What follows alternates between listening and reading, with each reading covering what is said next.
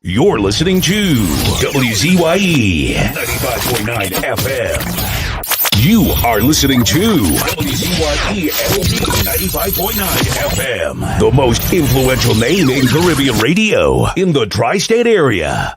Broadcasting from East Orange, New Jersey, the most influential name in Caribbean radio, WZYE 95.9 FM.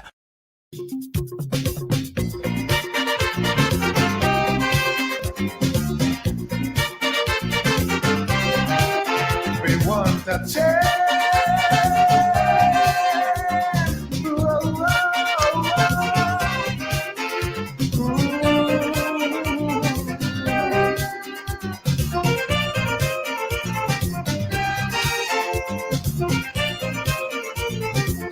This is Caribbean.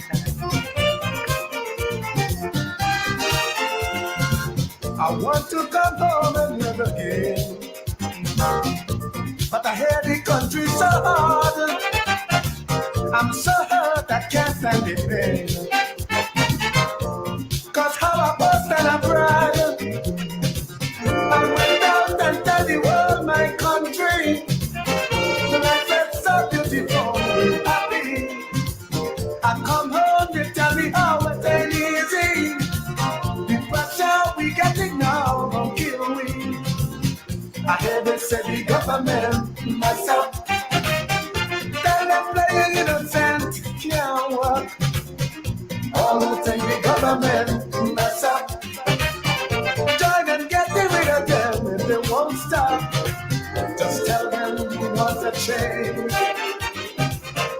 Tell them you want a change. They better do right.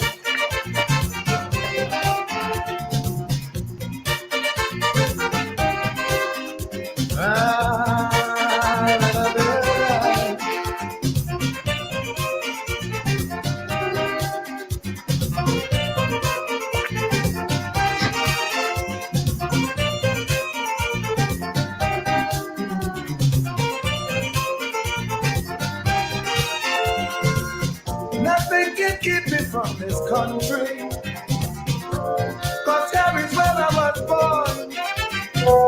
I never believed we could go hungry, even if the pressure was on.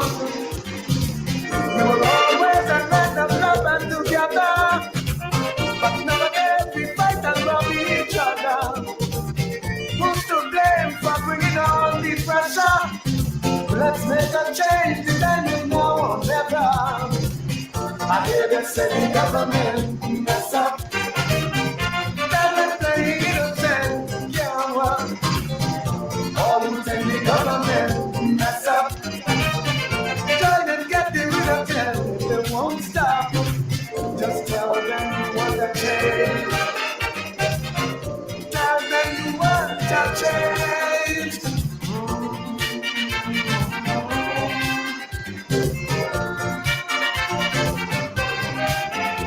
What can they ever do right?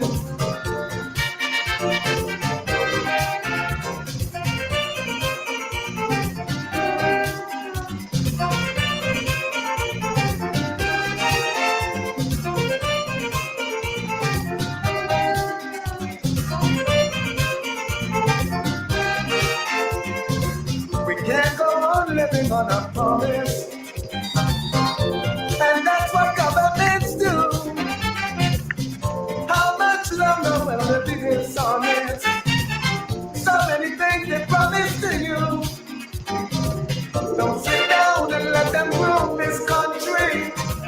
You must be strong and express the way you feel. They're doing wrong, so you must find someone to lead this country on, so we can live and love in peace. I hear them say the government mess up. Tell them playing innocent, can't work. When all who think the government mess up, join and get rid of them if they won't stop. Just tell them you want a change. Tell them you want a change. This is Caribbean.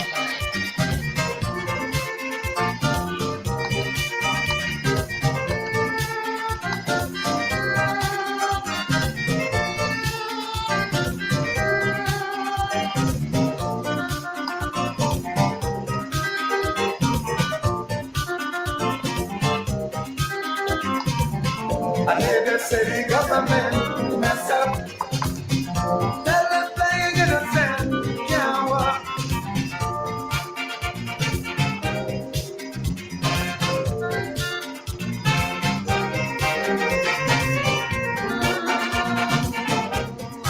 We better do right.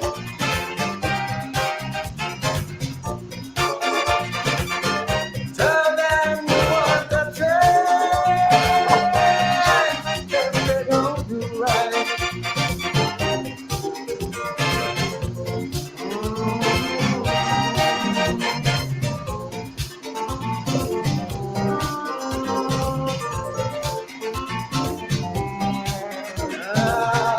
Here they say the government mess up. Tell them playing innocent can't work. We all think the government mess up. She's going to be singing Plight of My People. Make some noise for Lady Gypsy.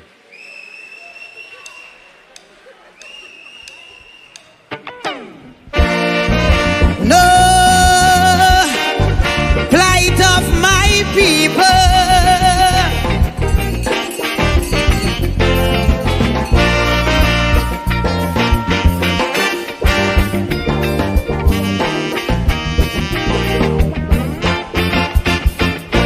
Too much a one thing, good for nothing. Too much a good thing, never enough. I don't know why my black people cannot see. No party never care about we. Every election we so devoted. How we love up with PNM. As soon as election come and go, it's only problem after problem. How could we cope? Man lost their hope. I ain't seeing no solution.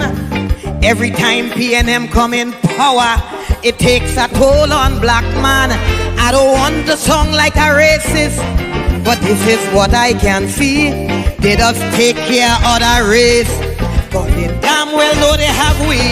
I want to ring my bell, wake up Eric Williams. Tell him the party found him PNM needed immediate attention. Ring my bell, wake up Mother Cornhawks. Tell she to cast a spell on we party, cause it's not what it used to be. I ring my bell, ring my bell. I ring my bell down there.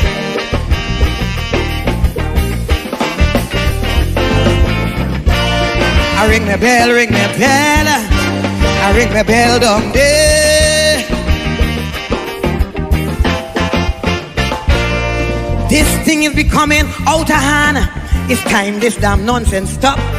If you don't sing a PNM song, from Skinner Park you'll be dropped. Calypsonian could have sing what they want. We were the spokesman for the people. Eric Duffy, Chambers Dunphy. When Kamala drunk, how she like to pee. Calypsonian, no, that's no way to go. Too much happening in we country. All this killing spree, young woman body, but only about PNM you could sing. All them songs playing on the radio, all you singing with Kamala do. But when PNM do a wrong thing, I ain't hearing a word from you. I want to ring my bell, wake up Mother Cosell. Every Monday she preach on Wack Radio and is the biggest critic of Calypso. Ring my bell for Patsy and Joni. I want them two cultural lovers to know not only PNM song is Calypso. I ring my bell, ring my bell. I ring my bell down there.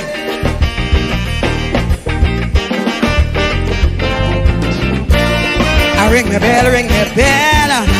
I ring my bell down there. Crime will never stop in this country once black people belly empty. How could a man work in CPEP maintain his whole family? All you say the past regime was so bad, so much wrong thing they done to we. Now that PNM take over, why poor people going hungry?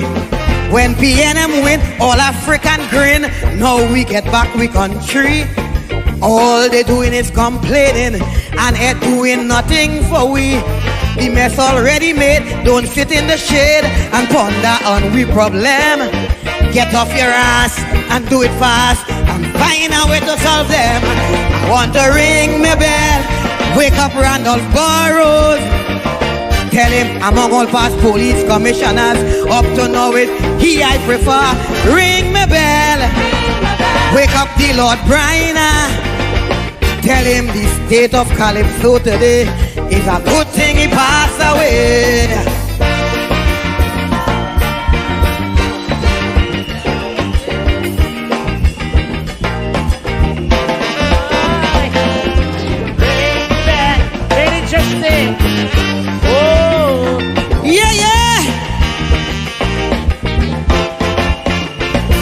If I have no rights to privacy, well, it's best I take off my clothes.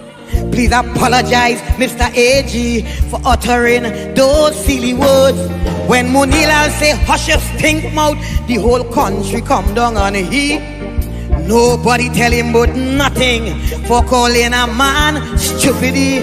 Please don't get me wrong, I am PNM strong. I will stand defend my party. But when my pocket dry and empty, everyone is my enemy. All you take with Carnival Village, no Calypsonian can't make a cent. Great is the PNM, I go sing that and pay my rent. Ring my bell.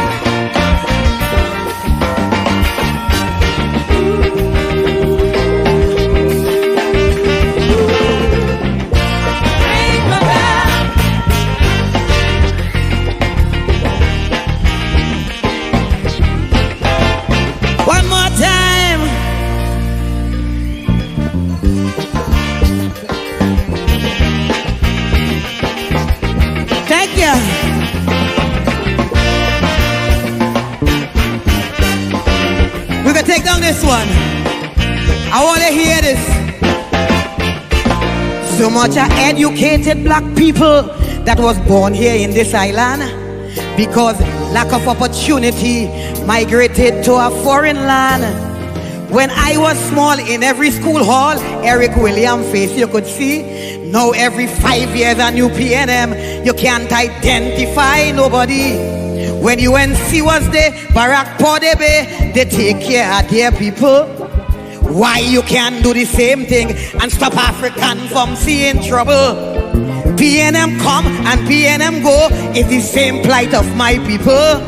Stop suffering the poor man and make it more young bandit here in this land.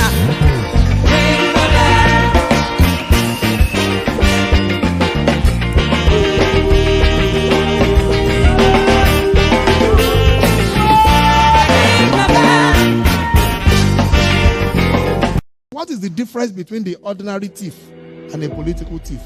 Number one, the ordinary thief steals your money, your bag, your watch, and your jewelry, isn't it? But the political thief steals your future, your career, your education, your health, and your business. Number two, the hilarious part is that the ordinary thief will choose whom to rob.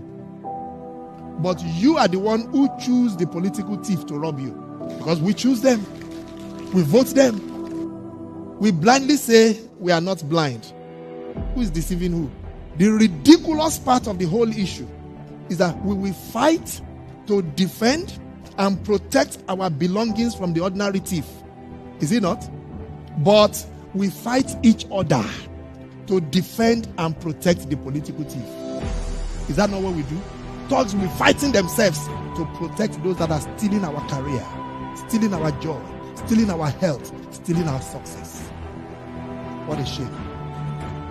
What a travesty. It calls for us to think and think deep. The stage we are in as a country is not a stage where you become an onlooker.